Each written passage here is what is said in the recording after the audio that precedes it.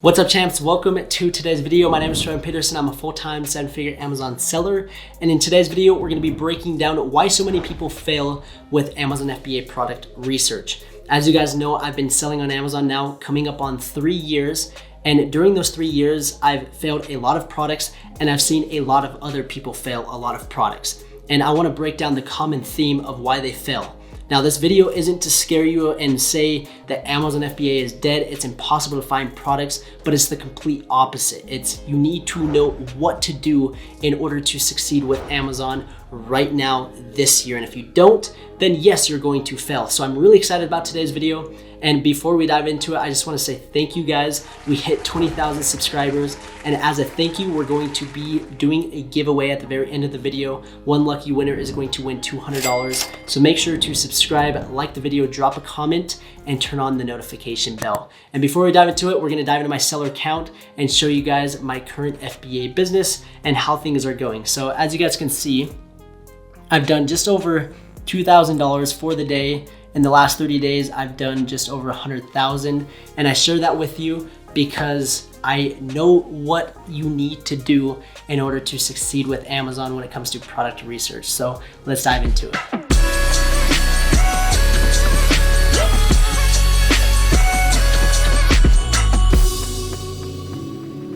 Okay, so let's break down the main reasons why people fail with Amazon FBA product research. And the first reason that I want to talk about, it honestly makes me sad and it kind of pisses me off that it happens, but it does. And it's people that basically get tricked into thinking that Amazon is super easy and all you need to do is find any product, get it sourced in China, sell it on Amazon, and boom, you're gonna be making a bunch of money. You've probably seen ads like this where literally they say, hey, look at this product. It sells for $30 on Amazon. You can buy it on Alibaba for $2. Do the math, you're making $28 a unit, and boom, you're gonna be making 30 grand a month. Now, if it was that easy, every single person would succeed with Amazon and no one would be working a 9-to-5 job. Okay, so I hate to break it to you, and I'm sorry if that's happened to you. You were basically tricked into thinking that it's just some get-rich-quick scheme and it's gonna happen overnight and all you need to do is this. That's not the case. If you hear those words, all you need to do is this, run, because there's a lot more than all you need to do is this, okay? So that's the main reason is people honestly get tricked into thinking that they can launch any product and as long as they sell it on Amazon, they're gonna be making a bunch of money. So that's the first reason. The second reason people fail with product research is software tools. Now you're probably thinking that I'm contradicting myself because as you guys have seen in my YouTube videos, I use the Helium 10 software tool to basically do all my product research, but just hear me out. And the reason why I'm saying software tools are a big reason why people fail is they use it as a crutch and they think that it's going to solve all their problems. They think they're going to click one button and boom, they have a product, and then they jump the gun and they don't really do the digging and they just look at one piece of information and they think it's good and then they go to launch it and then they fail.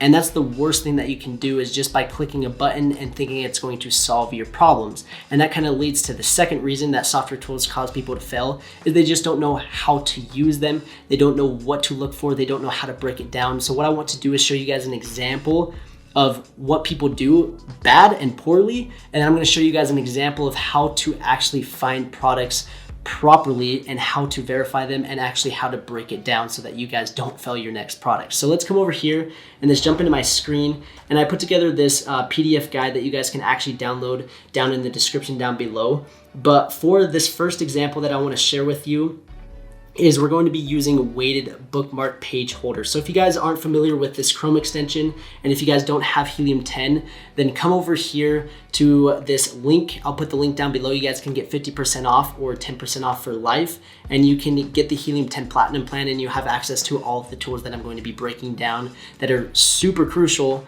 to your success with product research. So let's come back to this weighted bookmark page holder. And the first thing that people do is they find a potential product and then they pull the Chrome extension, which that's what I do. but they miss out on a lot of information. They jump and they look at the success score, they look at the average reviews, and the average reviews is 142. And that's actually pretty good. That's not too competitive. It's not a crazy amount of reviews. Now, if the average reviews was like 1,000, then that's when I'm like, man, this is really, really competitive. So average reviews helps us kind of know the competition. And then they look at the average revenue and they're like, okay, like there's not a ton of competition. Now, people aren't making a killing, but this is a perfect beginner product for me to sell. The average price is $12, $13, so it's not gonna be too expensive for me to source. This is going to be a great product. And then they just go launch it. And little did they know, they didn't really do much research. And if you look at the top, and this is why I love the X-ray tool, is it has the search volume and it says NA. And I've gotten a lot of questions about what does NA mean? And it basically means there's not really enough data, there's not enough searches to actually show how much search volume there is. So essentially it's like people are searching this like 0 times. So that's a really, really big red flag that, okay, there's not a ton of search. Now the average revenue, and that probably explains why the average revenue is so low. So that's a huge red flag. But I'm going to dig in a little bit deeper and I can look at some other keywords, which is very, very important to do. So this is what a good product research pro, I guess you could call it, would do. They would dig in a little bit more and look at more keywords. They come over here to Amazon, they type in the next keyword that kind of comes to their mind is weighted bookmark. And I pull the Chrome extension, and as you guys can see, the average reviews went up. The search volume, now we have 182 searches, which is not a lot. That's not a lot of searches. Average revenue went up, so I'm like, that's not that good. So there's gotta be other keywords. Then I go and I look at another one and I see book weight page holder, and this one has more search, 675, which is actually decent, but the average reviews jumps up, the average revenue jumps up, the competition is a lot more. And this basically shows me that I don't really want to compete with this product because it's not that great. So that's what you need to do, is you can't just look at one keyword, you can't just pull one Chrome extension and expect to sell a product. And the perfect example is I did this so many times when I very first started selling. I used the tool Jungle Scout, and I heavily relied on this opportunity score, which was the worst thing that I could possibly do. And I'll show you guys exactly why. Now, Jungle Scout is a great tool. I have nothing against them. I just prefer Helium 10, and whatever tool you guys want to use, that's great. But this is the issue that people have with software tools, is they search this keyword, whiteboard sticky note, they pull the Chrome extension, and the first thing that they look at is this opportunity score that says high demand with low competition. And that is a ginormous red flag, because look at the average reviews. And if you come over to Helium 10 and you pull the same search, there's no search volume for that particular keyword.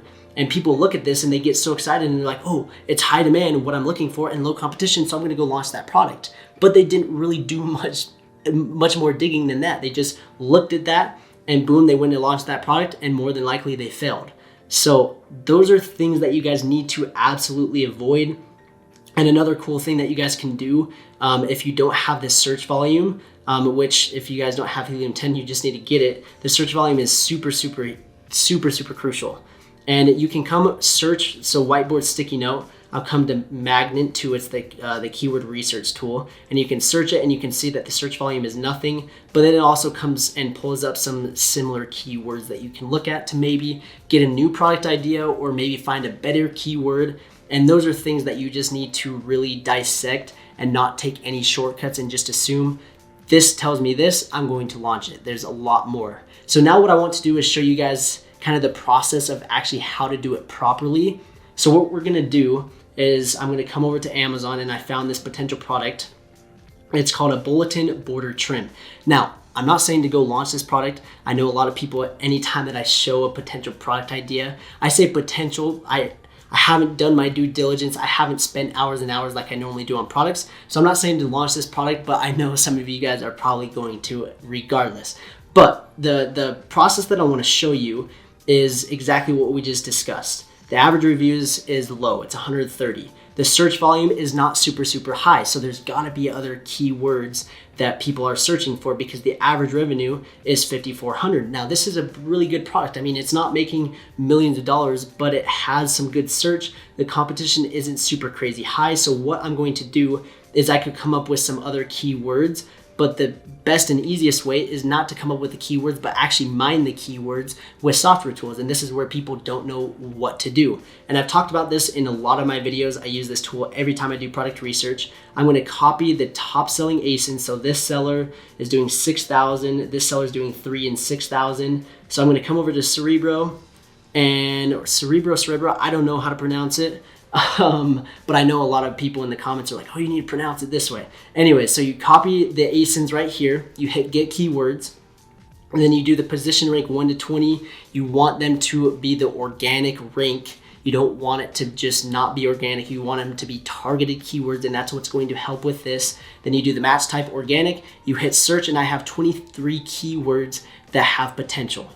I sort it from largest to smallest.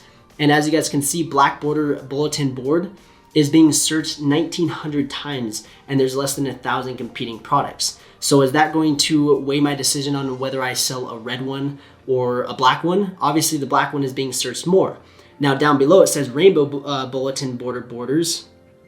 Rainbow bulletin board borders. That's kind of a mouthful to say. Now that's being searched 1,900 times as well with 280 competing products. So maybe instead of selling black, I want to sell rainbow because there's less competing products, and maybe there's some other keywords like confetti borders for bulletin boards. That confetti is like rainbow color. So right here we know that a rainbow bulletin border is going to be the product that we want to sell because there's multiple keywords. And as you scroll down, there's confetti border, there's school decorations for classroom, and all these have good searches with low competing products. Now that's a product that has potential, but there's still a little bit more digging that we need to do, and we're gonna come back to this document that you guys can download for free down in the description. And it says, is it in demand? So we know the demand, we know the competition. Patents and trademarks, we need to check for a patent? More than likely this bulletin doesn't have a patent on it. Gated category restricted product, more than likely it doesn't, but you need to dig in a little bit deeper and understand, is it gated, is it restricted? The profit margins, and this is crucial. This is where a lot of people kind of skimp out and they don't do the profit margins. You need to actually get quotes from suppliers. You need to then calculate the fees and know, okay, if I sell it for this much, is it too expensive or is it priced right? If I bundle this together, can I price it $1 more? Can I price it $2 more? Is someone going to be willing to pay a little bit more? And this is where you really need to really dissect that, because if you're not profitable, there's no sense in selling a product, okay?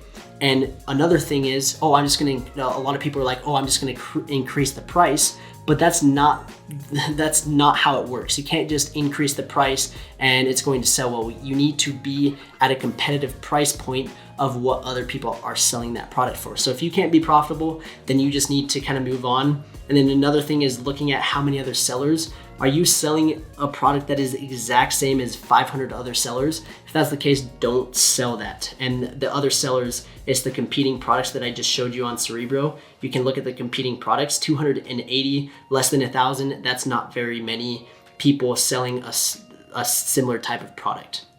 So let's come back to this Word document and we look at the reviews. So we already discussed that. And then the last two things are super, super important, and PPC is more so after you get things launched. But number 8 is, how can you be different? You can't just expect to launch the same exact product that someone else is selling. And I actually have a full video on the YouTube channel showing you guys 10 steps to differentiate. And if you guys haven't watched that, go watch that video, because it's going to be completely a game changer for your FBA business. So those are things that you guys need to look at. You can't just take shortcuts. It takes time. You need to know what to look for. You have to have these tools to break down that data. And then you're actually going to have to put in the work to basically break and calculate all of this down. So those are the criteria. Obviously, then there's some things to avoid, which we already kind of talked about. Lots of variations, batteries, electronics. None of that is the product that I'm showing you. So it checks off all those boxes.